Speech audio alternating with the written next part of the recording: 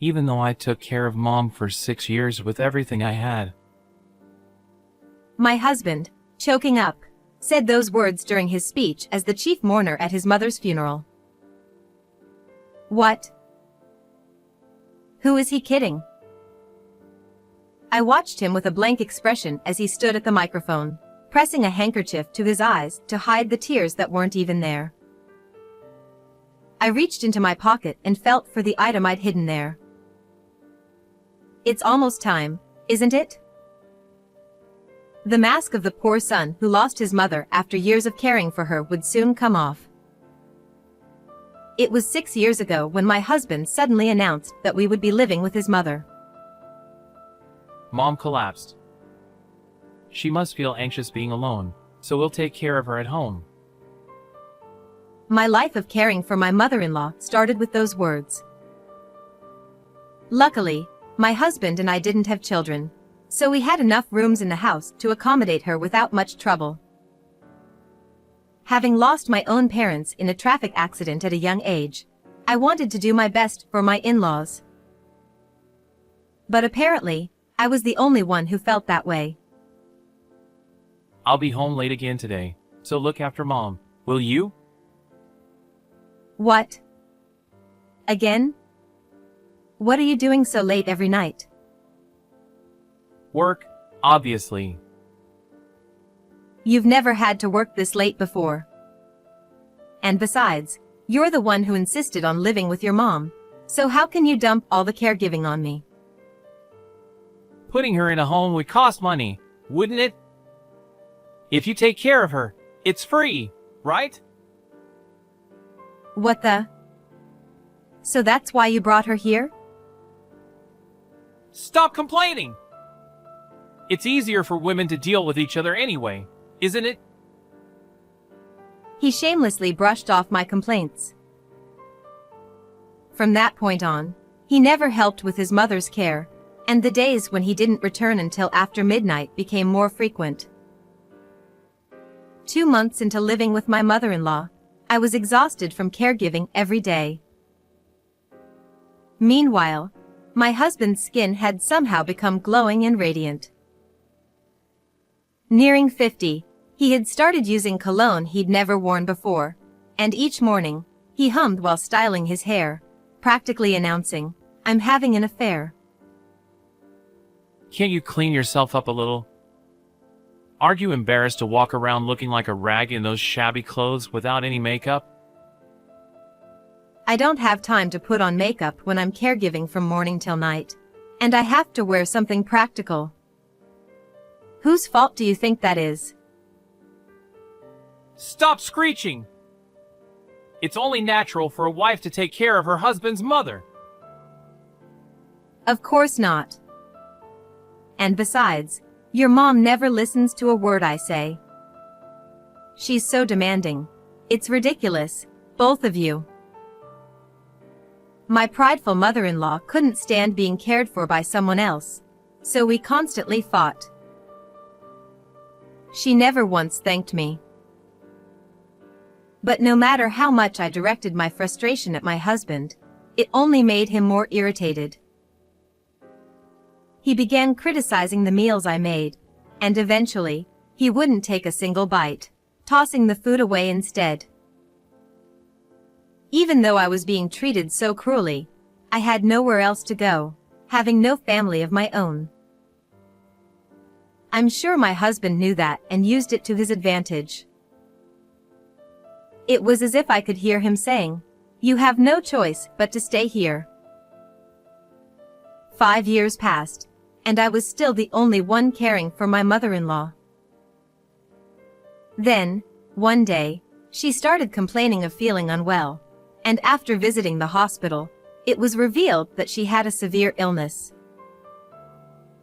Her condition had already progressed significantly, and the doctor gave her a prognosis of 6 months to live, leaving us with a choice between hospitalization or home care.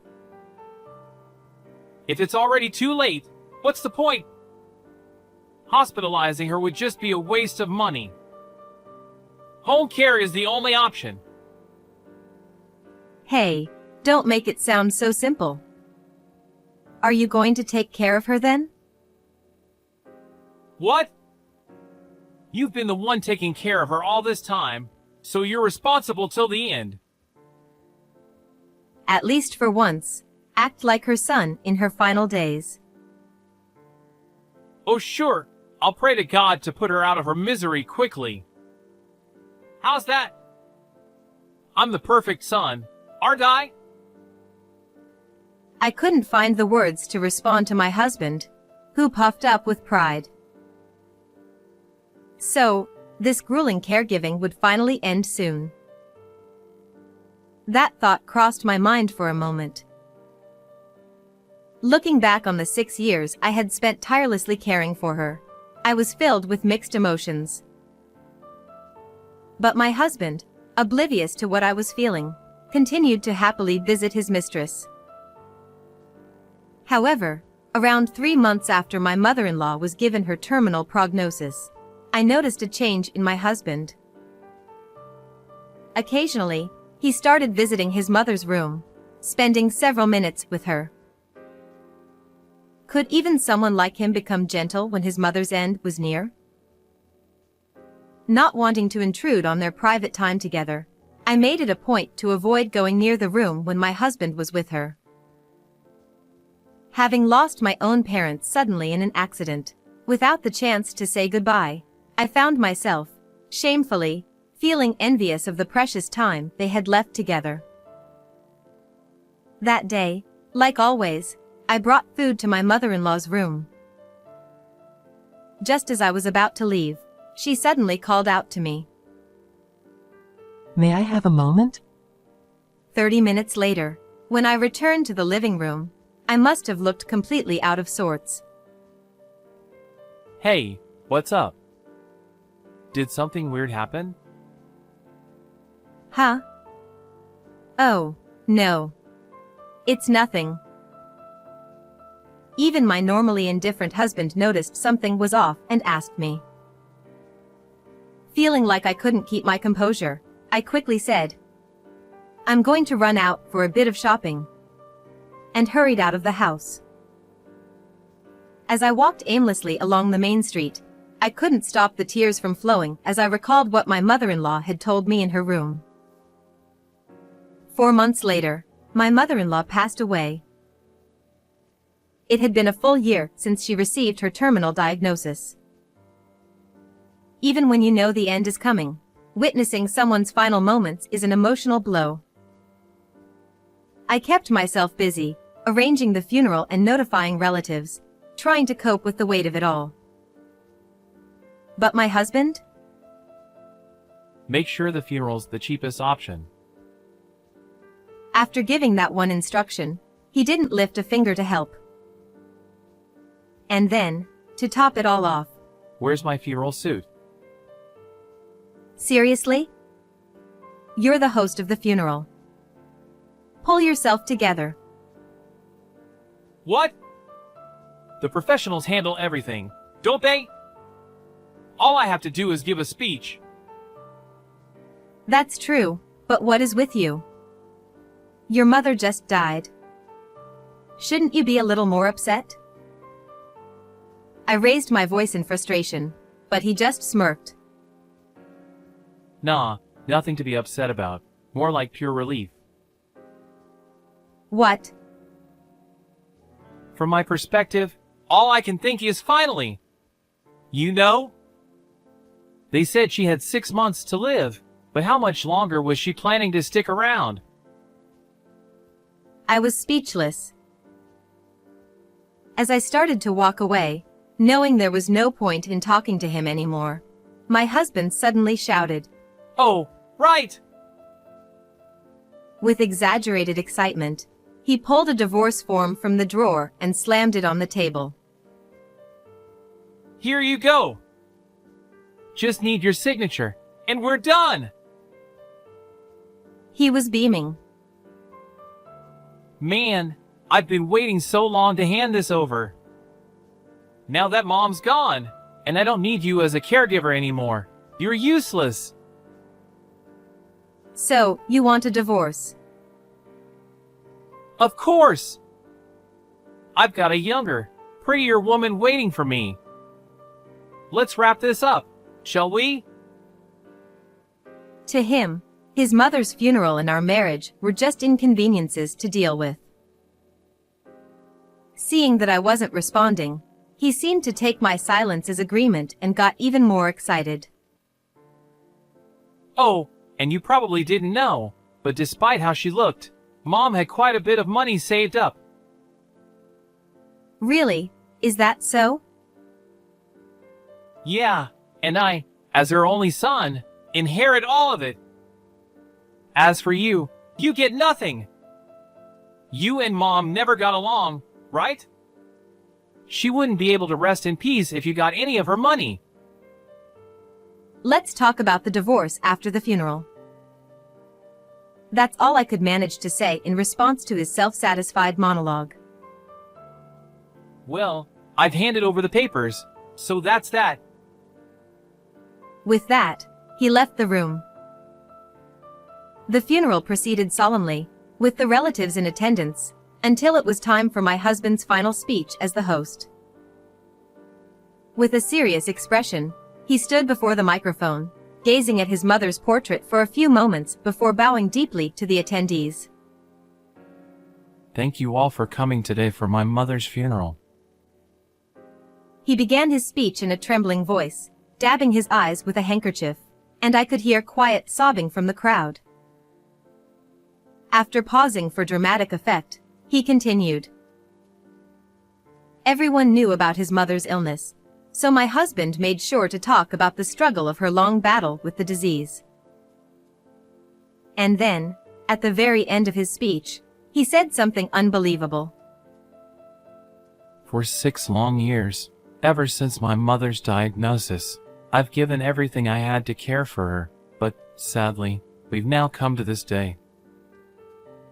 He paused again, this time pretending to choke back tears, his head bowed in sorrow. I could hardly believe what I was hearing. Which mouth is spitting out this nonsense? No one knew that it was me who had been left alone to handle my mother-in-law's care all these years. The relatives, oblivious to the truth, only saw my husband as a devoted son, and the room grew heavier with grief. It's about time, isn't it?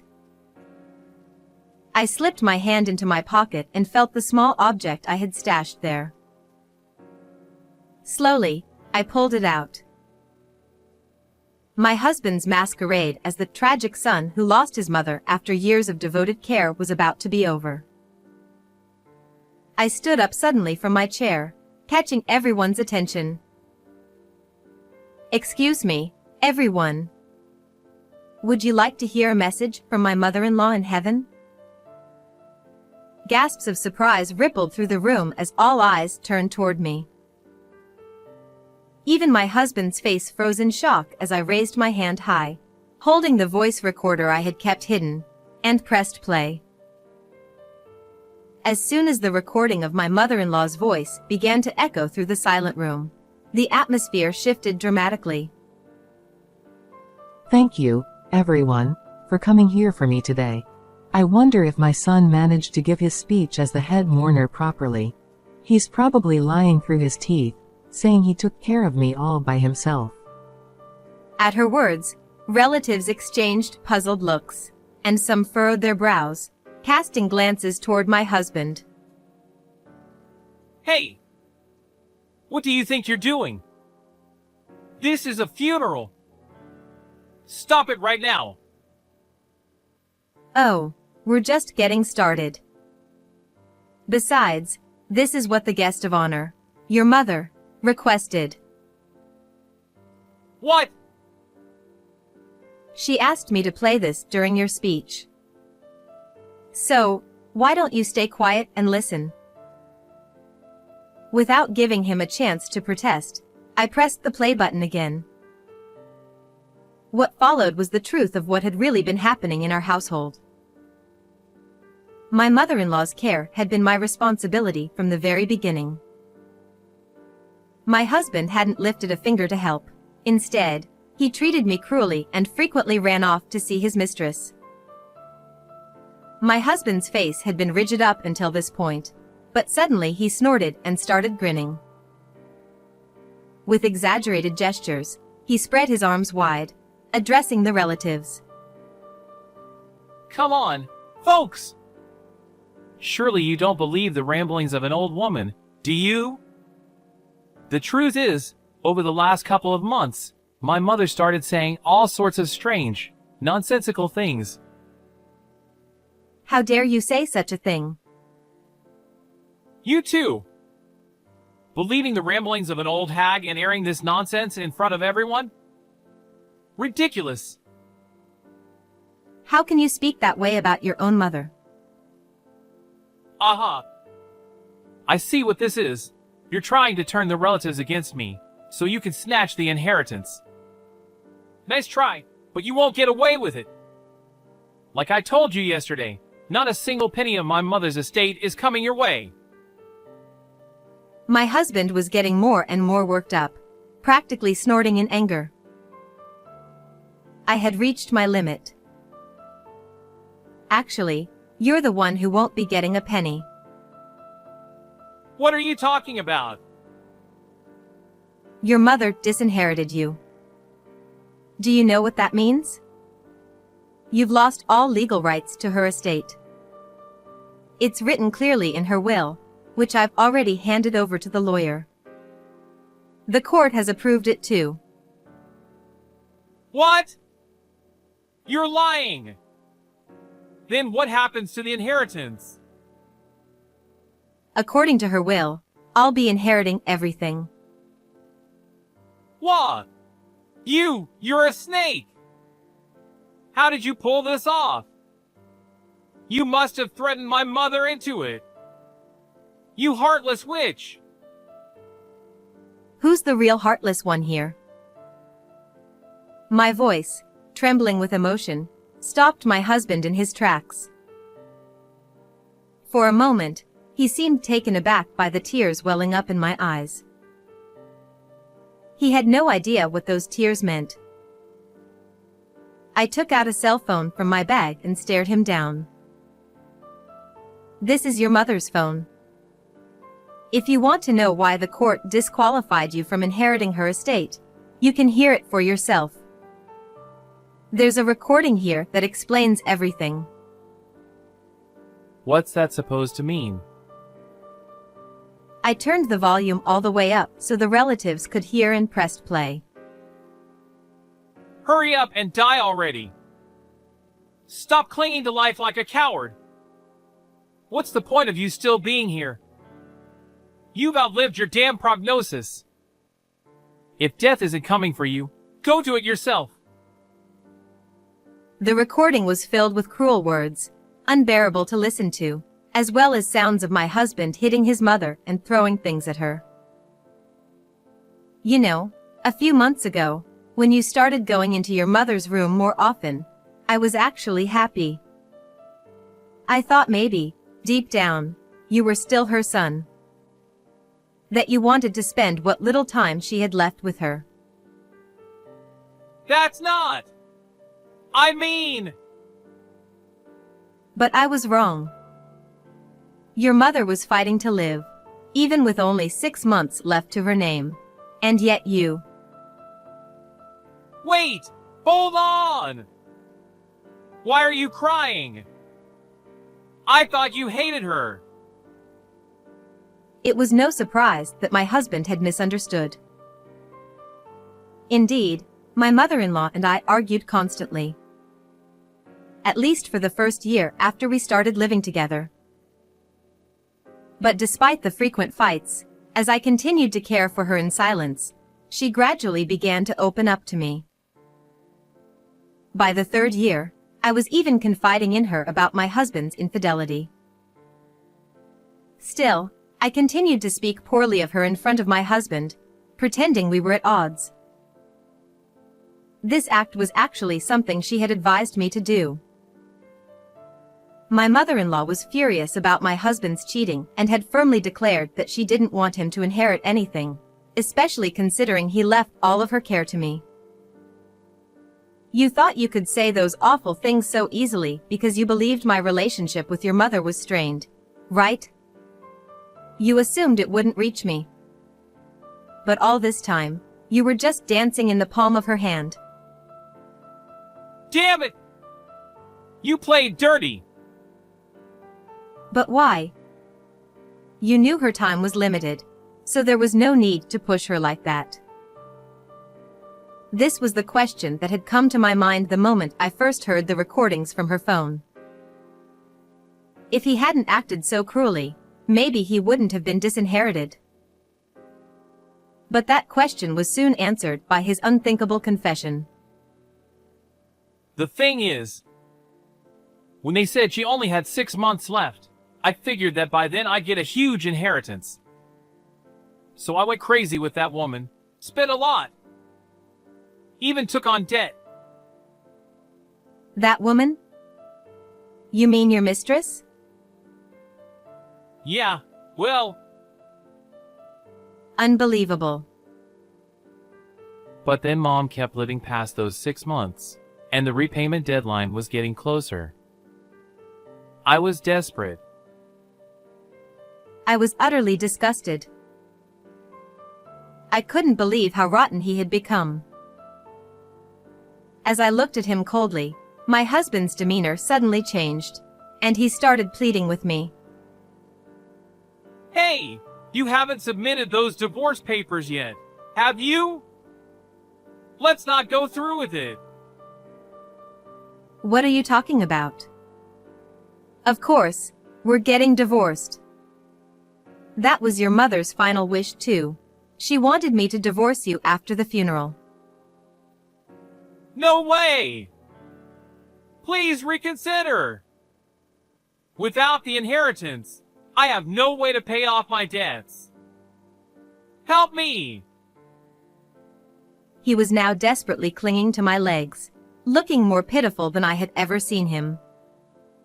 As I struggled to shake him off, one of the relatives shouted, "Enough!" Then, one by one, the people in the room began to voice their outrage against him. Not a single person was on his side anymore. In the end, 2 or 3 relatives grabbed him and dragged him out of the venue. 1 month after my mother-in-law's funeral, I finalized the inheritance process and divorced my husband. I demanded $20,000 in compensation from both him and his mistress. It turned out the woman was a coworker of his, and once their affair became known within the company, they both felt too uncomfortable to stay and ended up quitting. Thanks to the scandal, my husband was also cut off by all his relatives, leaving him with nowhere to turn. Now, he and his mistress, who has been abandoned by her family as well, live together. From what I hear, they work tirelessly from morning till night to pay off the debt from their wild spending and to cover the compensation they owe me.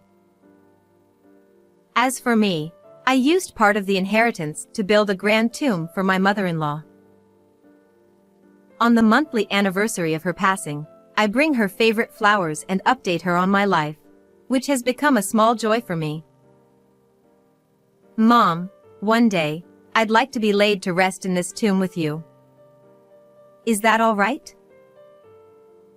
I couldn't help but smile, imagining her familiar, slightly troubled expression as she says, "I suppose I have no choice."